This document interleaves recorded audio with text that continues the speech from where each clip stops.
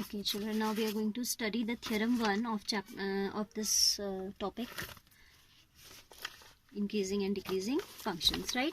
Which says that f be a continuous function on closed interval a comma b and differentiable on open interval a comma b. If you are able to recall this statement, we have studied in mean value theorem also. ठीक है, यही तो बात कही थी वहाँ पे कि क्लोज इंटरवल में कंटिन्यूस होता है और ओपन इंटरवल में आपका डिफरेंशिएबल होता है. तो एफ एक्स क्या होगा, इंक्रीजिंग होगा if F dash x is greater than zero. F dash x आपको गिवन है कि ग्रेटर देन जीरो है, तो बिकॉज हम जब एक्सरसाइज करेंगे ना तो हम इसी कंसेप्ट से करेंगे.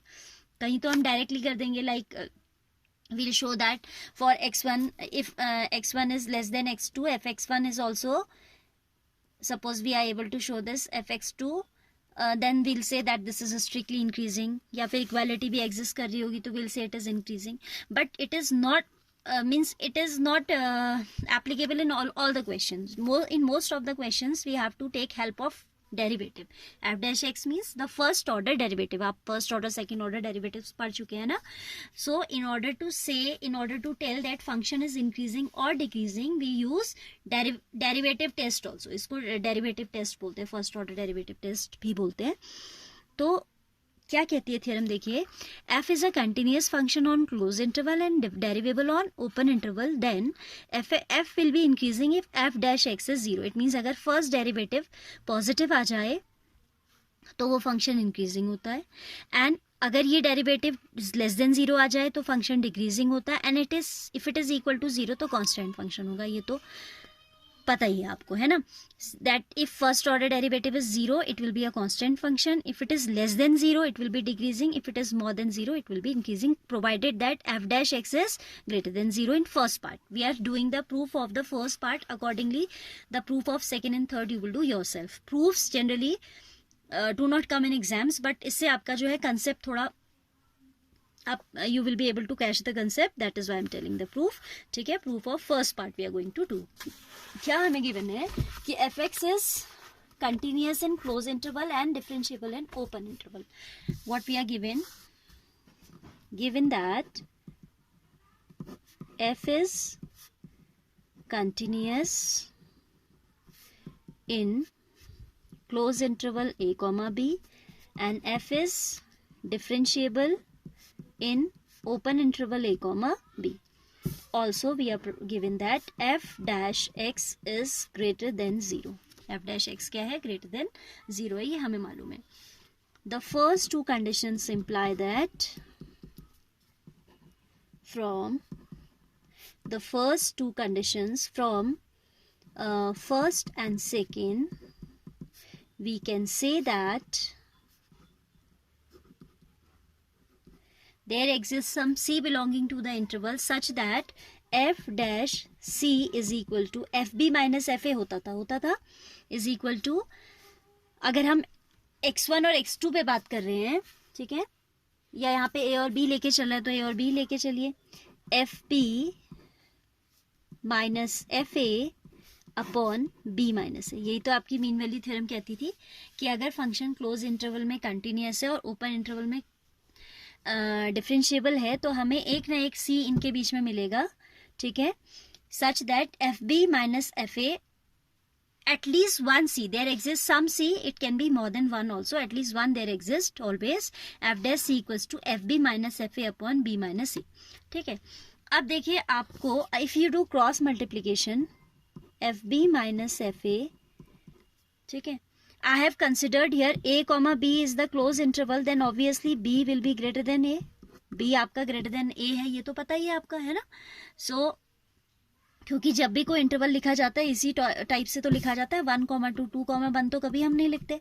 We write the smaller value on the left as the left side and the greater value on the right. ठीक है, तो आपका ऑब्वियसली b क्या है, a से बड़ा. ये कंडीशन तो आपको ये पता है. F b minus f a by cross multiplication can be written as f dash c into b minus a, isn't it? Now we are given that f dash c is greater than 0. f dash x कहा है उसने, तो c आप उसके बीच से ले रहे हो, कोई a और b के बीच से you are taking some c, then f dash c greater than 0 means f dash c is also greater than 0. This is given. Also as b greater than a, then their difference will be positive. isn't it? As B is greater than A. तो difference is always greater minus smaller. So B अगर आपका A से बड़ा है तो B minus A क्या होगा? Positive quantity होगी. So you have the product of two positive quantities on the right hand side. This implies FB minus FA is a positive quantity or I can say is greater than 0. ठीक है. Why? Because this is positive. F dash C greater than 0 का मतलब ये positive है. B is greater than A का मतलब B minus A positive है. So positive into positive is positive and positive can be written as greater than 0. थोड़ा untidy हो गया, ओवरराइटिंग हो गई, आप अच्छे से कीजिएगा. ठीक है. FB minus FA is greater than 0. This implies FB is greater than FA. ठीक है. तो हमने यही तो अभी पढ़ा था कि if x2 is greater than x1, fx2 should be greater than fx1 for a function to be increasing. तो यहाँ हम x1 x2 ना लेके डेफिनेशन के according as it was given in the book I had taken b greater than a and I have shown that fb greater than fa. ठीक है. So we have shown that, so we have for B greater than A, we have FB greater than FA. This implies F is increasing. FA लिखो खाली, is an increasing function. Similarly, you can do it second part. ठीक है. Less than 0 के लिए and equal to 0 के लिए just B और C parts है. The proof of those you will do yourself. If any problem arises, you can share. Otherwise, you are not going to face any problem if you have understood this much. ठीक है. So now we'll in exercises we'll do the questions in two ways. एक तो आप direct लिखा देंगे कि भाई अगर x1 x2 से सपोज लेस है तो fx1 में क्या रिलेशन है fx2 के साथ, ये आप दिखा दोगे उसके बेसिस पे. और दूसरा आप डेरिवेटिव टेस्ट करोगे. ठीक है. You will find out the first order derivative and then you will tell. Increasing कब होगा? जब आपका first order derivative is coming positive, then the function will be increasing. Second part says it will be decreasing if it is less than 0. It means first order derivative आपका negative आ रहा हो. Constant function क्या होगा? जब आपका derivative 0 आ रहा हो. और कभी ऐसा होता है कि अगर आपका कोई, जैसे आप सपोज 2 और 3 के बीच में नंबर लाइन पे बात कर रहे हैं और एक पॉइंट और 2 और 5 है सपोज बीच में और 3 एक पॉइंट है.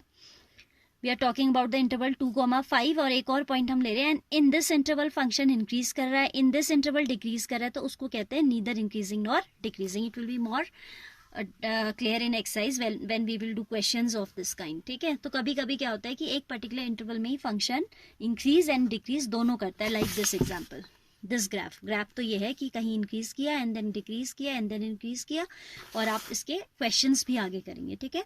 So I hope this much from the theory is more than enough. Now we will proceed to the exercise based on increasing decreasing functions. If something is missed out here we can see there also. ठीक है.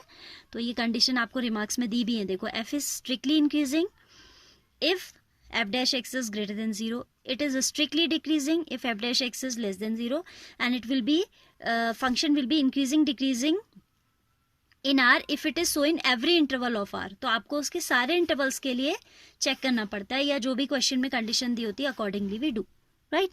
तो increasing तभी कहलाएगा जब किसी particular range में आपको check करने को बोल रहा है, तो it will be called increasing जब वो पूरे में इंक्रीज करेगा. ग्राफ से देखा था ना आपने, इंक्रीज तब कब इंक्रीजिंग कहला रहा है? जब वो हर जगह बढ़ता ही जा रहा है. It is getting increase through out. Decreasing कब कहला रहा है? जब वो थ्रू आउट डिक्रीज कर रहा है. इस टाइप के केस में कभी बढ़ना कभी घटना, that is known as increasing और neither increasing nor decreasing. Fine. So we'll go to the exercise now.